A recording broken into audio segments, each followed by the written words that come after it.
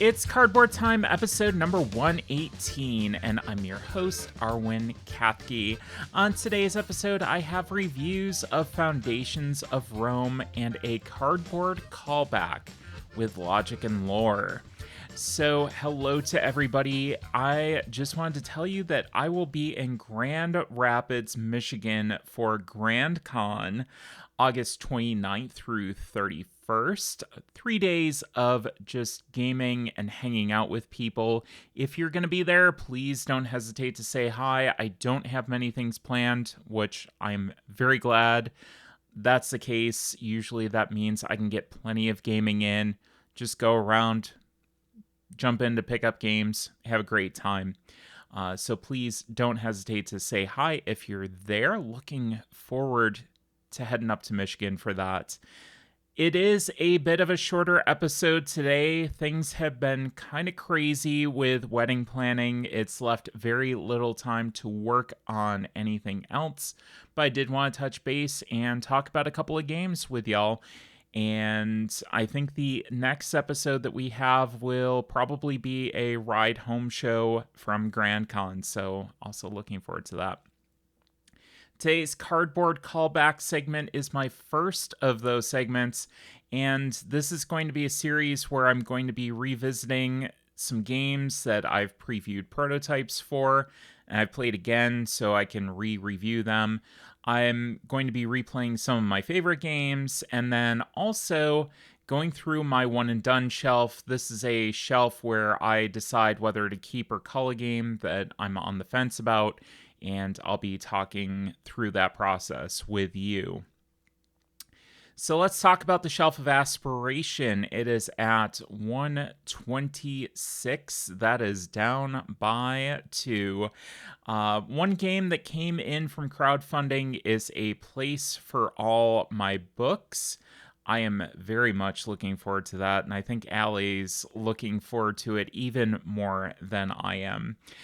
2 outgoing games without being played, those 2 being Frosthaven and Tiebreaker. I finally let go of Frosthaven. I just don't think that I'm ever going to wind up playing this game, and I have a couple of friends that have copies that have invited me to be part of their campaigns once they get them going. So I will just jump onto one of those. The last time that I played Gloomhaven, it was a 3-year commitment almost every week. So not necessarily ready for that quite yet.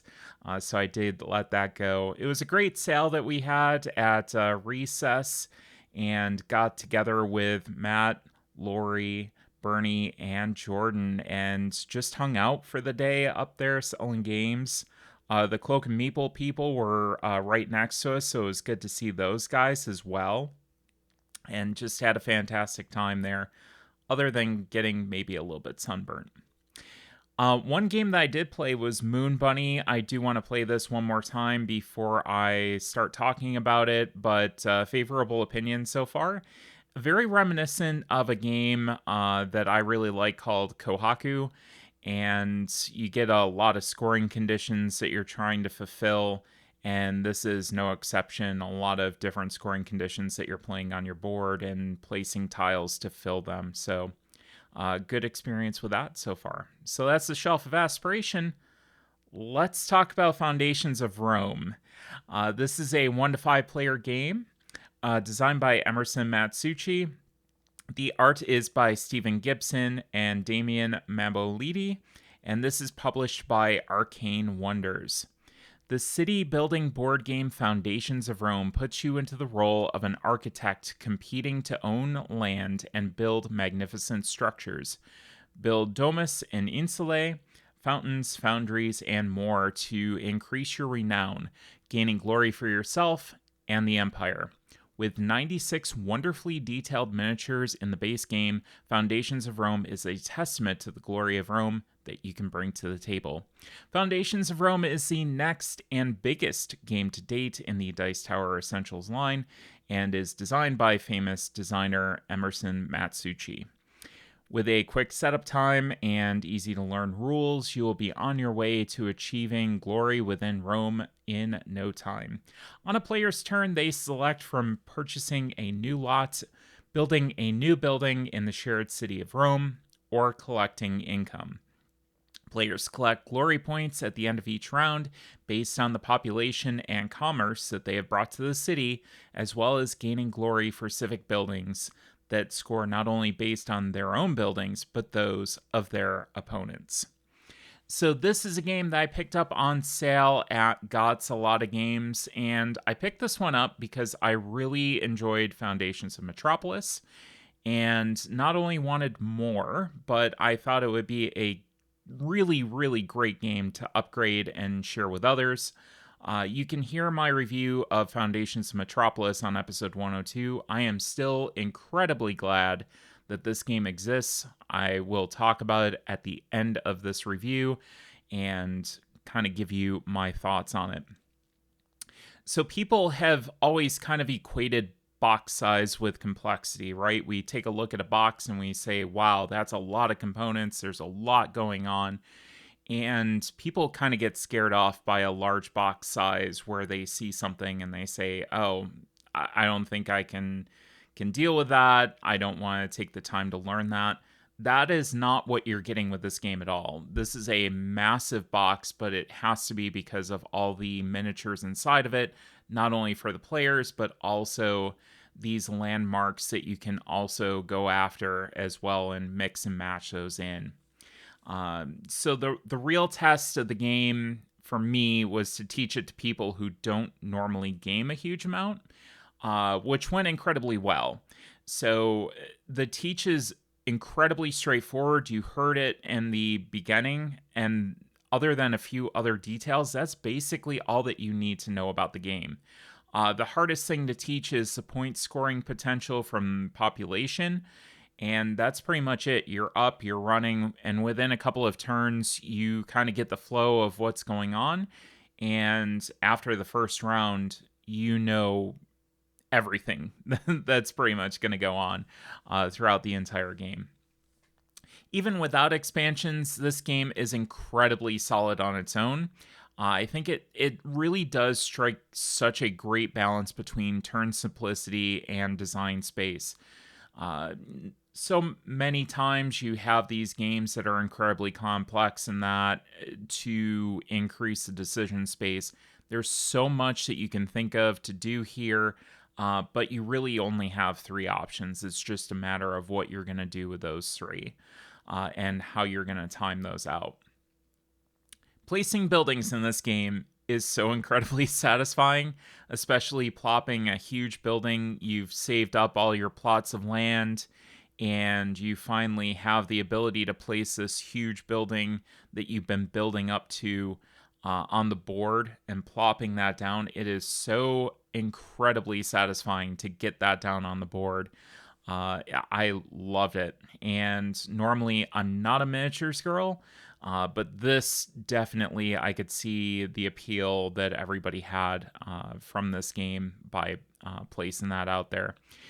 So often we want to invest in deluxification of our heavier games. So we see, a really heavy game that we paid hundreds of dollars for, and we want all these different things going on with it. But really, the ability to get a game out and played multiple times and have some flexibility of how I'm going to interchange, some expansions, or I'm going to remove this component, add this component, I'm going to add this module, I'm going to take this module out. To tailor that to your play group, I think is really incredibly cool.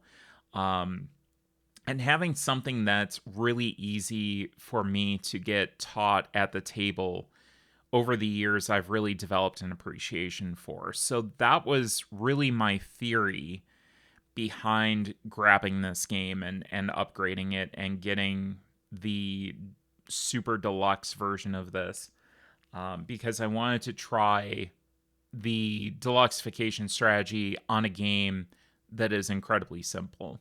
And I can build from there and I can play it a lot. with a bunch of different people, because ultimately that is why I game. I game to hang out with people and friends and, get them to the table and chat. And I think that that worked incredibly well in this situation. It is incredibly easy for me to get this taught at the table as long as I don't have to transport it somewhere else. I just bring it up from downstairs, plop it on the table, take all the things out, put them on the table, explain the game, and I'm ready to go. If I have to transport it somewhere else, it takes up a lot of trunk space, where some other things could be, but I don't think they'll be bringing it to any like long distance cons where I'm going to fill up my trunk with stuff. This is going to be one of those things that maybe when it comes to Grand Con, I might bring it with me just to see if I can get it played, that kind of thing. So the only real downside to this, other than the price, it can be hard visually with everything that's going on the main board to see exactly where the properties for sale are. We actually had to work around with that. We used D4s to mark where the different properties were, and that seemed to work pretty well. If you do struggle with that, you just plop a D4 down on that plot of land, and you're good to go. From a vision and accessibility perspective, I didn't have any color vision issues personally. Some people with maybe some more pronounced color vision issues between red and green might have some troubles. I personally found it easiest to just use my player board whenever possible to assess my board state, and just kind of figure out, okay, what's my income, what am I doing for my population, etc. So for my final thoughts, I would highly recommend anybody giving this game a thought at all to first play Foundations of Metropolis, unless somebody in your life immediately has Foundations of Rome, and then go and play that. That should give you a good idea of how the game plays. It is also cheap enough that if you really are curious about this, you don't have anybody in your life that has it, you can just pick up a copy of Foundations of Metropolis and try it out. If you love that and you feel like you want more, you want some expansion content, you want to see what else Foundations of Rome is going to bring to you, then definitely see if you can find somebody with Foundations of Rome. Bring it out to the table, put some expansion content in there, and see if you want to bring that experience to the table. It is an investment. It's a huge investment. It's a lot of plastic. But I am glad, from my perspective, this is something that I am going to get played with multiple people. Even if they look at the box, they say, oh my God, this is so much. Sitting them down at the table, it really is kind of a revelation to them that they're able to see, oh, this really isn't that bad. And I think it really is kind of a cool moment to have with people, that they see, yep, this isn't bad. Let's go ahead and play, and they're able to be competitive still. So, absolute keeper. Looking forward to trying all the expansion content out, between the monuments, between the roads expansion. It's going to be a lot of content that I'm going to continue to enjoy. So that is Foundations of Rome.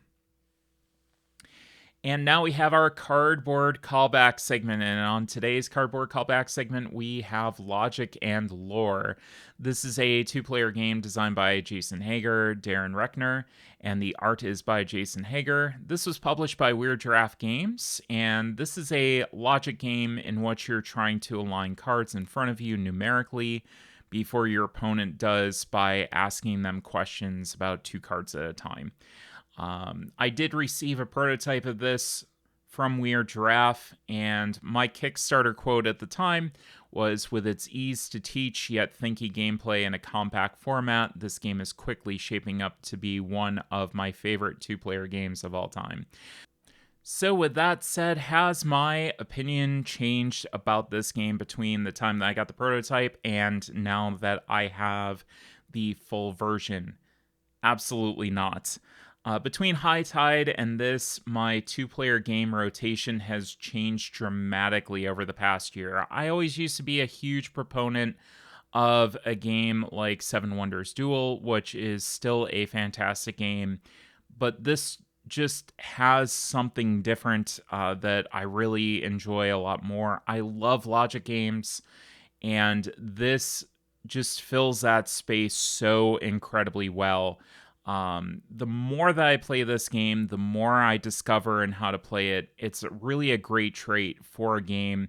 That replayability, the things that you can discover, you can try this mode, you can try that mode, you can add this in, you can go and one of the things that I'm going to talk about is really balance the play between yourself and your opponent. So the very basic game, which is called Starlight, still provides a nice challenge, but going to Starbright, which is the more advanced mode, really dazzles with how complex the game is. There are so many decisions that you get to make while still, again, like in Foundations of Rome, being a very simple turn structure. You're able to go and just follow your turn sheet and figure out, okay, this is what I have to do. I'm going to move one of my meeples from this question to this question, and I'm going to ask these in order. So I really love that. I think that it just really impresses me every single time that I get it out to the table in how incredibly thoughtful this design was. Really being able to customize it and tailor it to the skill level of who you're playing with. You can create that evenly matched experience. You can play Starlight on one player, Starbright on another player. Even if that isn't enough to balance things out, where one player is playing more basic, the other player is playing more advanced.